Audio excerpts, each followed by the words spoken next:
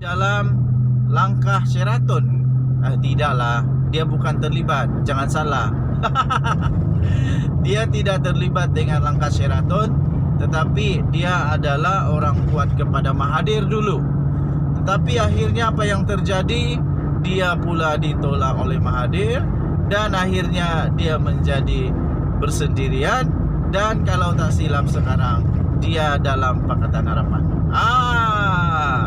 Tetapi tuan-tuan dan puan-puan, mungkinkah ini adalah penghujung karier politik sebagai ahli parlimen kepada Masli Malik, bekas Menteri Pendidikan Malaysia? Adakah beliau akan melihat pintu tertutup kali ini untuknya terus survive di dalam karier politiknya? Kerana apa? Kerana yang bakal ditandinginya di Simpang Renggam bukan calang-calang, tuan-tuan dan puan-puan. Sehingga Masli Malik tiba-tiba merayu. Masli Malik rayu undi lepas BN pertimbangkan calon heavyweight. Nah, ini dilaporkan dari malaysiakini.com. Masli Malik terpaksalah merayu. Ya, tapi memang itulah yang terjadi. Bila kita berkempen, sebenarnya kita merayu. Kita meminta kasihan daripada pengundi-pengundi untuk mengundi dengan cara kita pun buatlah manifesto, janji-janji. Jangan sampai janji terang bulan lah. Okey. So siapa calon heavyweight? Siapa calon heavyweight yang bakal akan dihadapi oleh Masli Malik? Okey. Barisan Nasional. Parlimen sampai Simpang Renggam dikatakan bakal menjadi salah satu kerusi panas di dalam pilihan raya umum PRU15 selepas timbul spekulasi bahawa Barisan Nasional mungkin akan meletakkan calon heavyweight di kerusi berkenaan.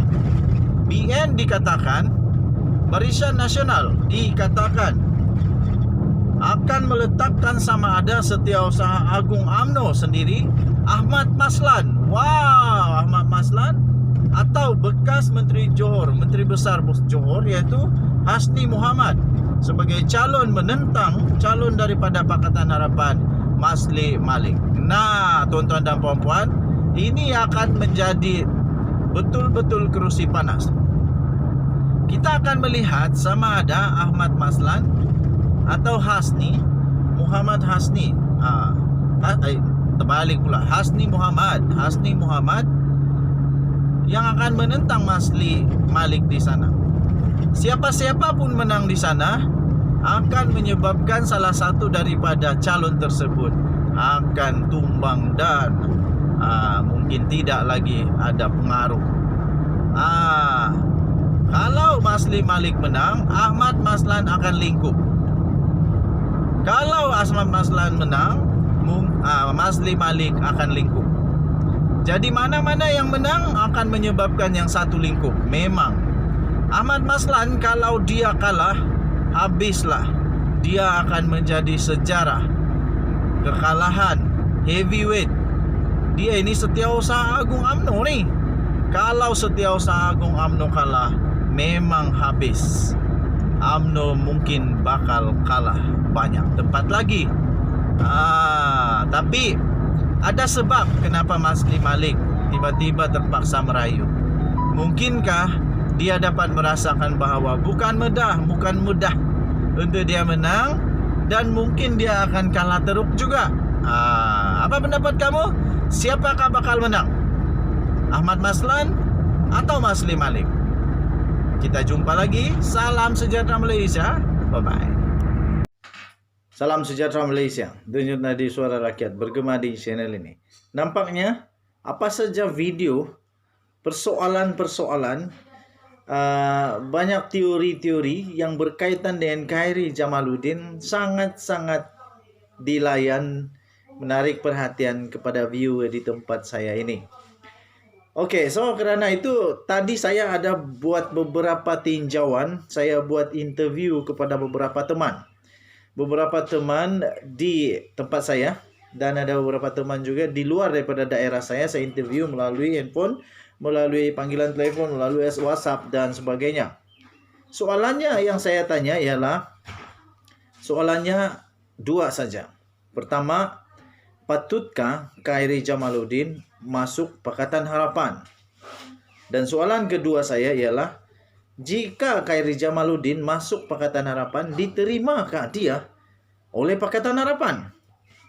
Jadi soalan yang pertama itu, tuan-tuan dan puan yang dihormati sekalian, soalannya, patutkah Khairy Jamaluddin masuk Pakatan Harapan? Daripada beberapa puluh orang yang saya telah interview, saya dapati mereka sangat bersetuju jika Khairy Jamaluddin masuk Pakatan Harapan. Secara spesifik mereka kata lebih baik Khairy Jamaluddin masuk PKR. Biasalah sekarang kan memang sudah mulai perang psikologi, perang saraf. Sudah mulai perang saraf, tuan-tuan dan puan. Jadi banyak spekulasi-spekulasi, teori-teori yang kadang-kadang tak masuk akal. Tapi benda tak masuk akal tu yang selalu berlaku di politik Malaysia.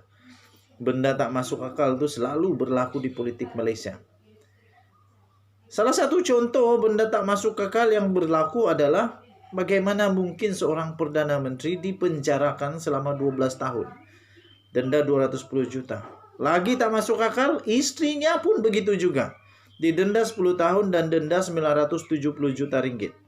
Itulah yang tak masuk akal. Khairy Jamaluddin, ramai orang yang bersetuju bahwa dia patut masuk Pakatan Harapan. Dan lagi hebat ialah mereka kata mereka setuju Khairy Jamaluddin masuk Pakatan Harapan. Lagi bagus kalau Khairy Jamaluddin lawan bosnya sendiri. Tengok, buktikan, kata mereka, buktikan bahwa mereka telah membuat keputusan yang silap. Khairy Jamaluddin harus diberikan layanan yang baik, sebaik mungkin oleh UMNO BN, kata mereka, kerana beliau adalah seorang pemimpin masa depan bagi UMNO. Beliau masih muda, ada harapan untuk menjadi presiden, ada harapan untuk menjadi Perdana Menteri untuk Malaysia. Itu yang pertama. Patutkah Khairy Jamaluddin masuk PKR, Pakatan Harapan atau PKR? Jawapannya, semua betul-betul semua setuju tahu. Semua setuju. Saya pun heran kenapa semua setuju. Apa ada dengan Khairy Jamaluddin, saya pun tidak tahu. Apa ada dengan Pakatan Harapan, saya pun tidak pasti. Tapi semua kata, bagus dia pergi sana, daripada dia bertanding di tempat yang dia tidak selamat dan dia kalah menurut mereka.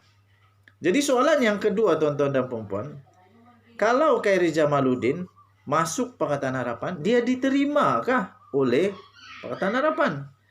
Dia diterimakah oleh Anwar Ibrahim? Dia diterimakah oleh Lim Guan Eng? Dia diterimakah oleh Mat Sabu? Jadi jawapan daripada saya punya soalan-soalan itu, soalan yang kedua itu, mereka kata, ya, dia akan diterima. Kenapa? Saya tanya kenapa? Kerana mereka kata, Khairy Jamaluddin punya pendekatan dalam berpolitik tidak terlalu ekstremis, tidak terlalu mau membuat sesuatu dengan membabi buta begitu saja. Tapi dia lebih kepada moderate, sederhana, dan sebab itu kata mereka, Khairy Jamaluddin akan mudah untuk diterima oleh pemimpin Pakatan Harapan dan mudah diterima oleh ahli-ahli akar umbi Pakatan Harapan. Jadi sama ada saya setuju atau tidak, kalau diorang pun tanya saya juga, kau macam mana? Saya kata, saya setuju kalau Khairy Jamaluddin tidak dicalonkan, kalau Khairy Jamaluddin tidak dicalonkan di Barisan Nasional UMNO, saya setuju kalau dia pergi cari satu tempat yang mana dia boleh dicalonkan. Kerana beliau adalah orang yang amat beraura untuk menjadi pemimpin. Walaupun ramai orang tidak suka dengan apa yang dia buat tentang vaksin. Tetapi vaksin itu sangat penting lah, cik. Itu memang kerja dia. Nak buat macam mana? Takkan kita marah cegu-cegu mengajar anak kita marah-marah pula. Nah, sebab memang itu kerja dia orang. Takkan kita marah polis menangkap pencuri pula. Itu memang kerja dia orang. Walaupun pencuri itu adalah anak kita, penjenayah itu adalah saudara kita, memanglah polis kena tangkap pencuri. Jadi memang itu kerja dia. Sama dengan Khairi Jamaluddin. Memang kerja Khairi Jamaluddin untuk buat itu sebagai Menteri Kesehatan. Kalau dia tidak berani buat itu, dia tidak buat itu, dia tidak berani buat itu, dan dia tidak mau buat itu, untuk apa dia jadi Menteri Kesehatan? Kamu kena paham, kerja itu, tanggung jawab itu, Khairi Jamaluddin mungkin pun tidak suka dengan apa yang dia buat. Tapi karena dia bertanggung jawab dan amanah itu dipikul dengan baik, karena itu dia terpaksa buat begitu. Fahamlah. Takkan kita marah kalau tentara dia terpaksa berperang, dan untuk menyelamatkan kita dia terpaksa untuk berperang dengan orang. Takkan kita marah pula. Memang itu tugas dia. Memang itu kerja dia. Takkan kita marah dengan hakim. Takkan kita marah dengan hakim-hakim yang mendapati bersalah, sedangkan memang bersalah. Jangan kita marah pula. Kalau macam tu okeylah, tak payah buat kerja. Gak makan gaji buta. Nah, kalau macam begitu, semua pun orang mau jadi menteri. Tak payah buat kerja, dapat banyak duit, gaji. Tapi Khairi Jamaluddin dia lakukan itu kerana dia memang ada integriti. Oke, so apa pendapat kamu pula? Kamu setujukah kalau Khairi Jamaluddin masuk Pakatan Harapan? Dan menurut yang tadi itu dia kata bagus lagi kalau dia masuk Pakatan Harapan, lepas tu lawan pula dengan bos dia sendiri. Oke. So dan yang kedua, kamu rasa kalau Khairi Jamaluddin masuk Pakatan Harapan, dia diterimakah oleh pemimpin Pakatan Harapan? Dia diterimakah oleh ahli-ahli akar umbi Pakatan Harapan? Denyut nadi Suara Rakyat terus bergema di channel ini. Saya pikir akan ada banyak lagi teori-teori, akan ada banyak lagi spekulasi yang bakal timbul tidak lama lagi. Dan jumpa lagi. Bye bye Malaysia. Bye bye.